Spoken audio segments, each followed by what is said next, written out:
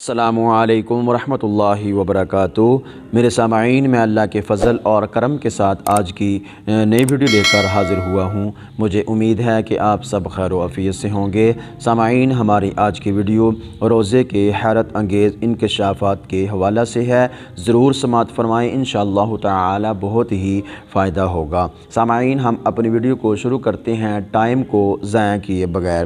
High land کا پادری doctor, جس کا نام ایلف گال ہے، وہ کہتا ہے کہ میں نے شوگر، دل اور معدے کے مریضوں کو مسلسل 30 دن روزے رکھوائے، نتیجتاً شوگر والوں کی شوگر کنٹرول ہو گئی، دل کے مریضوں کی گھبراہٹ اور سانس کا پھولنا کم ہو گیا اور معدے کے مریضوں کو سب سے زیادہ فائدہ ہوا۔